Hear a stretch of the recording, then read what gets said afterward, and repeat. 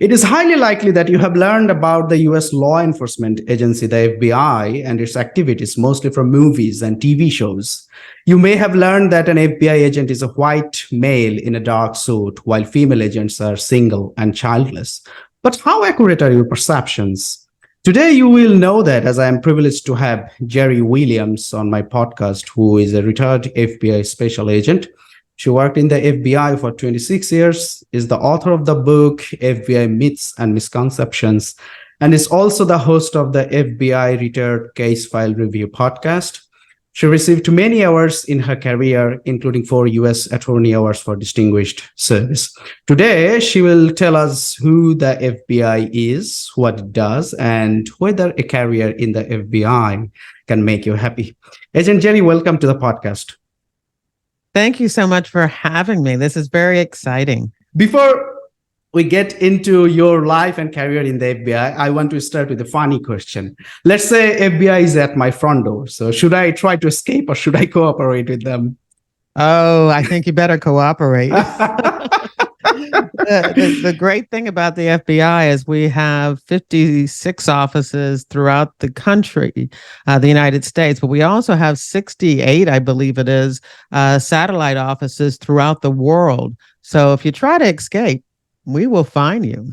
Oh my God. So there is better to cooperate. Better to cooperate. Yeah, exactly. Absolutely. Right. Yeah. So let's start with your career in the FBI. How did it all start? Because, I listened to many of your podcasts, and from one of the episodes, I learned that you called and talked to Agent Randy Waldrop for almost an hour, and you still have the notes of the conversation. So just to walk us through that time in your life. Yeah, absolutely. And behind me, I think you see the words FBI on a blue on a big blue book. That's my scrapbook, and the notes are in there.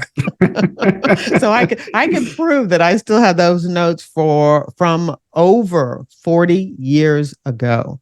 I had that conversation with Special Agent Randy Waldrop, and I had seen this newsletter that said that the FBI was looking for women and minorities. And at the time, I was a juvenile probation officer working in Newport News, Virginia. I really enjoyed the job, but it was very emotionally stressful because I was dealing with young people, teenagers who were, into drugs. They were doing home invasions. They were, most of the girls were doing prostitutes or sex workers. And some of them had been doing any types of violent crime, getting into fights and things like that. And just when I only got the kids that were sent away to reform school. And so I traveled through Virginia, going to the different group homes and reform schools to meet up with them, to help them transition back into the neighborhood. I was only, 24 years old myself, 23, 24, 25 years old during the time period that I worked that job for 3 years. And a lot of times the parents were expecting me to help them parent their kids. And I just knew that I was going to burn out. I was giving it my all and I loved the job, but I was looking for, something else, maybe, coming back later to work that type of work. But I knew at that point that I had done what I had come there for, and that it was time for me to move on. So when I saw this newsletter, I was very intrigued. I had never thought about the FBI as a, possible career choice. Tell me about the training the new FBI recruits receive. Like, is the training very rigorous and physically or emotionally demanding? And where does it take place? How long does it last? And is there any additional training as agents advance in their careers? If you get invited to become an FBI agent, because there's lots of hoops and things that you have to jump through for that too. But, once you meet the qualifications and you pass all the tests and the interviews and all of that, then you are invited to go to the FBI Academy, which is in Quantico, Virginia, right out just an hour or so right outside of Washington, D.C., the capital of the United States.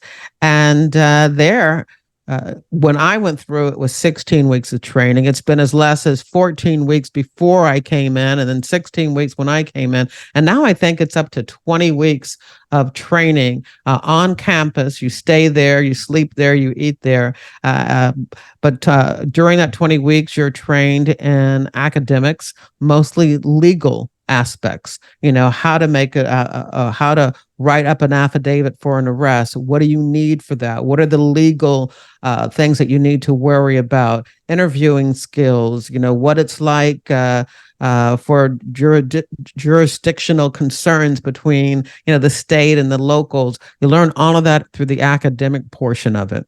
And then you have the firearms portion. When I went through so many years ago, we were shooting the revolver. Now, of course, it's the pistol, and the rifle. And we did the shotgun. They don't do the shotgun as much as in training, or they don't make you qualified for that anymore. But you have the firearms, and that's probably the most regimented and serious part of the training because, of course, we're shooting live rounds. And so you got to be very careful. Last thing you want to do is, harm one of your classmates, and definitely not one of your instructors. And then the third part of training is the physical fitness. It's known throughout, learning and teaching about job satisfaction and law enforcement that being physically fit is, a good part of training and knowing and what you're doing. And I guess, bringing it back full circle to the topic of your podcast, being physically fit is a really important part of being happy. Exactly. If you're healthy and you're not having to worry about those health concerns, then that definitely leads you a lot more to being happy. Somebody who has to worry about their health and it doesn't have time to think about the satisfactions and the of just life in general. They're worried about living day to day, and so really instilling in the agents that physical fitness is an important part of their well-being is that third aspect of training at the academy. And then, after your 16 weeks or your 20 weeks now of learning and getting all of that together, they kick you out and they send you out into the street. And then you are ready for the job, doing the investigations and catching the bad guys. Yeah. Okay. And when I say I was going to just add that in saying that you're ready for the job, most people don't understand that the average age of an agent coming into the FBI is 30. Okay. So almost everybody has worked in another career and another job where they have gained confidence and experience. And that's what the FBI is looking for. And so it's usually somebody who's worked someplace else and established themselves that then leave that position and become an FBI agent. In the episode 122, where you talked about the newer Ponzi scheme, the greedy givers, that episode, you said in that episode that you had a well-rounded career. I'm quoting you. So considering all your accomplishments, would you say the FBI career has made you happy? Oh, absolutely. And I have evidence of that right behind me because I'm still doing it. I actually retired in 2008. And so it has been a long time. What is that? 15 years? 15 years. 15 years since I retired. But, I'm still talking about the FBI. I'm still promoting the FBI. I'm still advocating for the FBI. I'm still recruiting for the FBI. And I certainly wouldn't do that if I didn't have a happy career and that being associated with the FBI doesn't still make me happy. Yeah, because you said you are reliving your glory days of the FBI. Yes, yeah. I saw it on your website. So, do you have any regrets?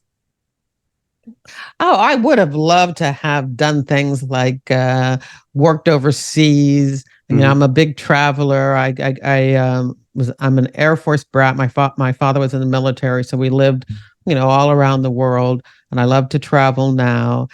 Just got back from New Zealand and Australia, and February. So that was fun. So I would have loved to have taken that part of my career and kind of exploited that to have been able to work overseas. And so that's one I would have liked to have done. I would have liked to have taken a class through the training. You as an agent, as a veteran agent, you can go back to the academy and be a class counselor and kind of mentor a class through their training. I would have loved to have done that. That just wasn't something that I was able to do because I had children who were and usually do that towards the end of your career. But my kids were graduating, and they were in high school, and they were playing basketball, and I was spending all of my free time working with them and supporting them and those efforts. So I wasn't able to do it, but I would have loved to have had that opportunity. You mentioned in your book, FBI Myths and Misconceptions, that some women do not consider joining the FBI because female FBI characters in TV shows are often depicted as single and childless. What is the real situation? Yeah. And I'm sure, if you think about it and your audience thinks about it, that is so true. They're always single and childless, but that makes it easier for the writers of those TV shows and movies to, develop their plot. So I understand why it happens. Having a children and a husband just adds to the complication of the story. But in real life, the women that I knew as agents, most of them were married and had children just like their male counterparts. I mean, I am married and was so during my entire career, and I had 3 kids, and I think it's like any other professional position where you are busy and now you have those work responsibilities, and what that means is that you have to depend a lot on, as they say, it takes a village. So you have to depend a lot on the village to help you. I married a wonderful man who took a lot of those responsibilities of. And he's a history teacher, if I'm not wrong. Yes, he was. Yeah, I found it in your book. Yes. He's retired now, happily retired. But he was a high school history teacher. And so he could be there to get the kids off the bus because high school ends earlier than elementary school. And then he was there during the summer. And so I didn't have to be concerned about what my kids were doing. I had my husband there. I had my mother-in-law who was just a wonderful person who also helped a lot. And of course, my friends and neighbors. And so when you have that, you are definitely able to work this job and any other job that takes a lot of demands, on your schedule. But it's definitely workable. And, when I hear from women who are thinking about joining the FBI, and that's one of their biggest concerns, that they want to have a family, I let them know this is probably one of the best jobs as far as flexibility that you can find. Yeah, so you don't actually have to sacrifice getting married and raising a family if you are considering a career in the FBI. Yeah. Now, I will there's a caveat to that because as if you are looking to get into management and move your way up, it gets harder and harder to have both a family and to move up into the higher levels of management. I will admit that if they did a survey, I would think that at least 75% of the women who reach a higher level in the FBI, as far as being in charge of a field office or a division or unit at FBI headquarters, they probably are single. I shouldn't say single. They probably are childless. They don't have children because it is difficult. So much of their life is tied up in their job that it is difficult to move up and move around because with promotion comes transfers, and to do that as a woman because we still are given the major responsibility for child keeping. That hasn't really changed a lot. And so to do that as a woman with children is a little bit harder. And I see that reflected in who our women leaders are, and whether or not they had children. Many of them are married, but whether or not they had children is, I think, a big aspect of how far they were able to move up in the Bureau, which is sad because it doesn't seem to hold back, their male counterparts at all. Yeah, I understand. So as we are talking about marriage and family, do agents, both male and female, do they prefer having a partner from the Bureau? Is there something like that? Yeah, I wouldn't say they prefer, but I think in general that people in law enforcement associate with other people in law enforcement. I mean, in many cases, the people that are their closest friends and closest confidants are other people either in their particular agency, such as the FBI. FBI agents hang out with FBI agents, or with other law enforcement partner, people from other law enforcement agencies. And so, yeah, when you're looking for a life partner, it is easier to get somebody who's, that you meeting with and socializing with on a regular basis. So I do think that occurs a great deal. I know in the Philadelphia office at one time, I think there were as many as 7 or 8 agent couples. And, that really works out well because you know each other's schedule and you know the expectation. And, it's like any other place where you have an office romance. There are things that you are good about it and things that you need to be discreet about until you know for sure that this is, somebody that you want to spend the rest of your life with, and to that you want your colleagues to know that you've made that decision. Yeah, exactly. So in terms of FBI, if you're having a career in the FBI, how lucrative is it compared to some other common professions in the United States? Because you wrote in your book that the FBI has excellent benefits for their employees, including vacation time and paid holidays. Well, we can all agree that if you want to get rich, don't join the FBI. Yeah, I think so. I've listened to several of your episodes too, and the two-parter on "Does money make you happiness" was one I really, really enjoyed, and I would say that job satisfaction, is also something that leads to happiness, and you get that from the FBI. The salary is comparable to, a mid-level attorney or somebody, in business. I mean, you're going to make more probably than you would if you were working in any other aspect of law enforcement without having to do, all the overtime and we do have a built-in overtime system, but it's a good salary. I would say just a person who's come into the FBI and they've been in the FBI for 5 years, they're definitely making over $100,000. So I think that is, a higher salary than you would get from teaching or being in retail sales, or so it's satisfying in that way. But again, a lot of agents come in with experience and extra skills and extra talent, and they probably could make more money, in another profession, outside of the government. But again, if we're looking to be happy, to have that job satisfaction, you may not get that, from any other place like you can get it from working for the FBI. I understand. What is the policy on shooting for FBI agents? Ooh, so we go from happiness to shooting.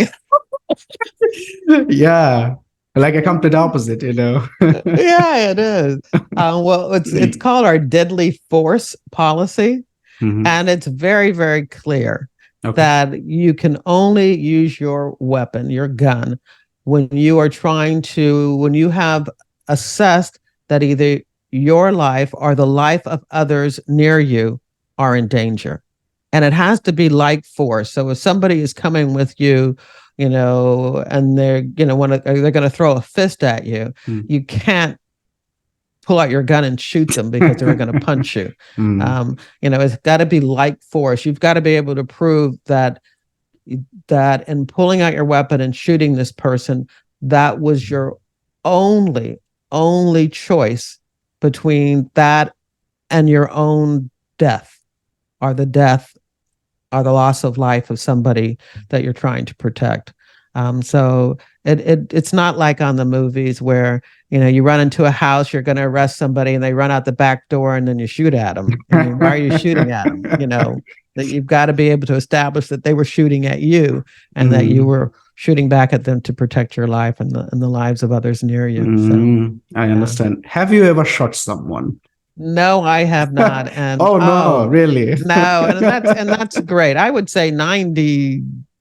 Well, I used to say 99%, but maybe it might be closer to 96 or 97% of FBI agents never have to shoot anyone or shoot their gun in an adversarial confrontation. That doesn't mean that we don't pull it out. That's exactly like it is on TV, where you go in with the guns drawn and all of that. Oh yeah, you do get to do that. And sometimes, earlier in your career, you're even saying to yourself, "Oh my God, I'm doing this just like I did on they do on TV."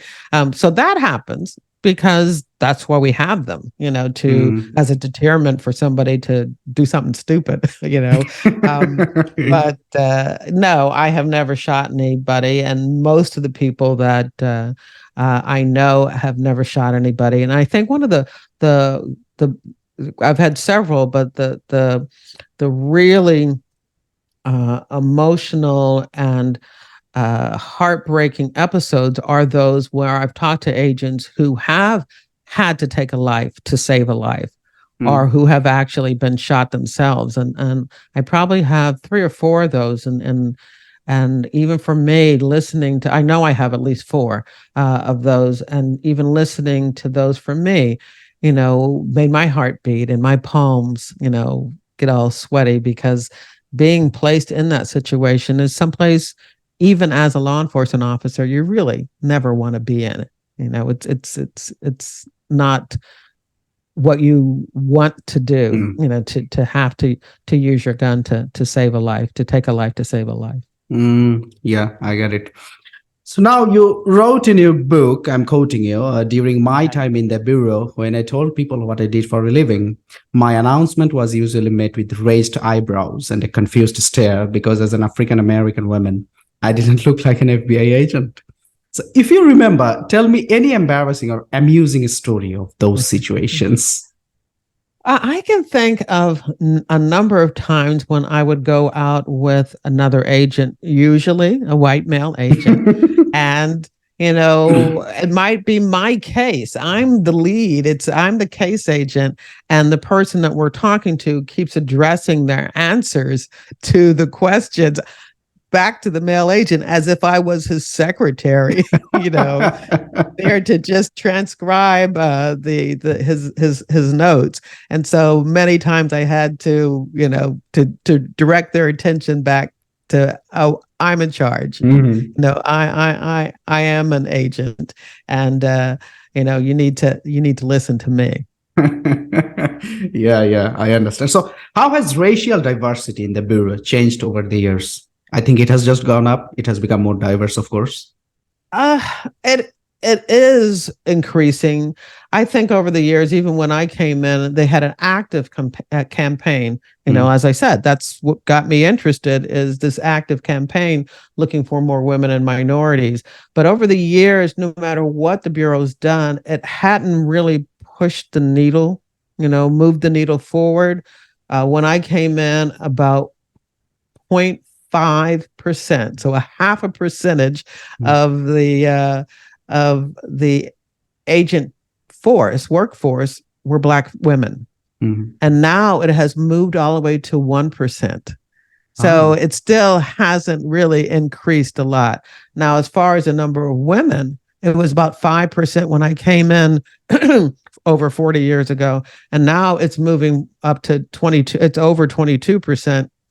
And my understanding is that some of the FBI Academy classes, the new agents, about anywhere from 30 to 40% of each class is made up of women.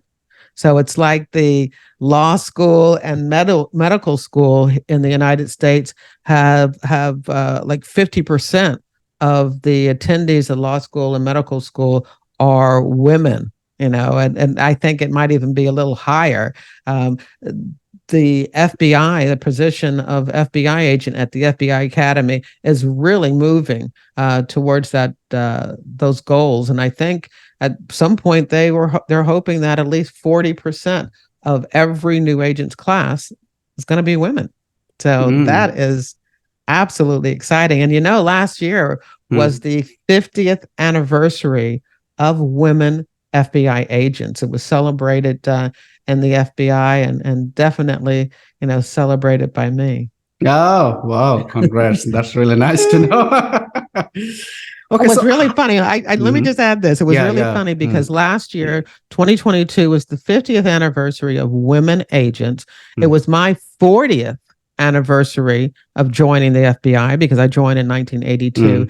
And it was the 60th anniversary of African Americans in the FBI because the first male African American agents attended the FBI Academy in 1962. And so it was a big year of milestone anniversary. So it was an exciting year. Great. How does a typical day at work look like for an agent? Because you wrote in your book that every day in the FBI has the possibility of being different than the one before. And what you are going to be asked to do can be unpredictable. Sounds very exciting.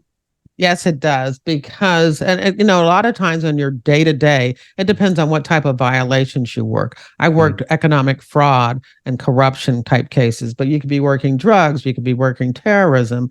And so what your day looks like, it can also fluctuate because of that. But the main thing you need to understand is when you come in, you're not exclusively going to be working anything. That if there is a big drug investigation and they're going to take down and make a lot of arrests or terrorism, they're going to be looking for bodies. And so you could go in thinking that you're going to do a fraud investigation and end up, in an urban part of the city or,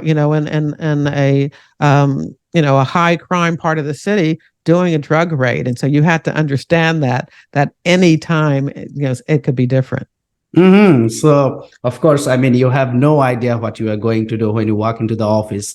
Maybe the assignment will be given to you. Maybe you had something else on mind and then you get something else. And you get a phone call and then it all changes. It all changes. Yeah, yes. Exactly. So now I want to talk about relationship building and rapport building. This is one of my favorite subjects. You wrote in your book that for most communications between agents and subjects, the appropriate FBI term is interview, not interrogation. And agents prefer to rely on their charm and skills of persuasion to convince subjects and witnesses to cooperate. Tell me about something about the charms that you or other FBI agents use, to get extract information from subjects or interviewees. And I am the first person to admit that I will use my maternal instincts and I will all the time. I did that all the time. When you had somebody and they're scared and they're concerned and they're not sure what's going on, they've been arrested by the FBI or they've been called down to talk to the FBI. For me to use that caring maternal instinct, because like I said, I had 3 kids. Really helped out a lot, that don't worry, we're here for you. We're going to try to do the best thing for you. Let's, we can sit down and talk and work this out and see, how this could be best for you. Just let them know how much you care and that you're concerned. I had one agent, I've done a wonderful interview with him on the podcast, that didn't even call it an interview. He called it a conversation with a purpose. Wow. Isn't that nice? Yes, of course. So if you're having a conversation and you have a goal and a purpose, you do what you need to do in order to accomplish that goal. And being nice and being concerned, showing empathy and respect will go a long, long way, as opposed to pointing your finger and screaming at somebody. Yeah, because sometimes, we watch in the movies that someone is like an FBI agent or a police officer is trying to get information from someone and he's using force or coercion, or he's trying to intimidate that person. So I think FBI agents do not do that, right? I mean, this is not the best way. It is not the best way to do that at all if you're trying to get information from somebody. And so definitely you want to de-escalate. You're going to try to calm people down. And then you also have to remember that, if they can prove that you use coercion and threats in order to get the information, it could be thrown out in court and you can't use it, during a trial. So you definitely want to be careful with taking that step. Yep. And the last question I have, I was just reading your book also this evening, and I don't exactly remember the number, but I think it's 10 or 11. It's wiretapping. So can FBI agents wiretap any person? Yes and no. I mean, Okay. they can't. Yeah, they have to go through court. Has to be court authorized. It is illegal for me to come into your home or your business and start putting up wires and electronics and devices to overhear and to capture you on video. It's illegal for the FBI to do that. We have to articulate to a judge, to the court, why we need to use this very intrusive technique. What have we done? Have we done other methods of investigation, and why have they failed, and why is this the best thing? We have to show that to the court for the court to approve the use of electronic surveillance, and then the court will monitor that every 30 days to see what you're getting from it, if it's worth the invasion of someone's privacy. Is it bearing fruit? Is it showing criminal activity? And so on TV, they make it look so easy. Now, consensual monitoring, if I were an undercover agent and I went into a situation, I could record someone. You may even be able to record someone without them knowing, depending on what the state or country rules are. And that's a third party consensual call. But just putting up wires and videos in someone's home or business or car or whatever, and you not being present, that's a whole different story. And if you don't do it right, you could become a criminal in trying to do your criminal investigation. Yeah, I understand. So thank you, Jerri. I learned a lot about the FBI from you. And I think also my listeners will also learn, and all the misconceptions they had from the movies and the TV shows. And now they know the real story, and now they know the real picture of the FBI. So thank you for coming on my podcast, and I really wish you a good and happy life. So thank you. Thank you so very much. Thank you. Bye-bye. Bye.